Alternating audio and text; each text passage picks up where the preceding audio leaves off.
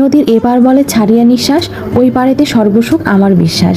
কথাটা যে 100% সঠিক সেইটা আজকে আমি বুঝে গেছি।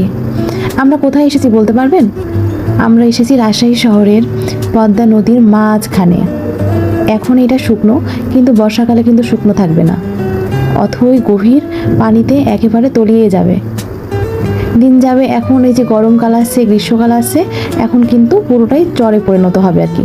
আর কিছুদিন পরে যতটুকু পানি দেখতে পেলেন সেইটুকু অনেক কমে আসবে, একেবারে মনে হবে যে খালের মতো। আর মেন নদীটা চলে যাবে অনেক দূরে, বিশাল। এই যে 2-3 ঘন্টার চর পার হয়ে পদ্মা নদী দেখতে পাবেন, যেটা একেবারে ইন্ডিয়ার সীমানার কাছাকাছি।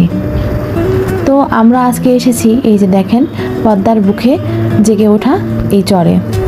কারণ ওই যে প্রথমেই বললাম, নদীর এপার কহে ছাড়িয়া নিঃশ্বাস, ওই পারেতে সর্বসুখ আমার বিশ্বাস।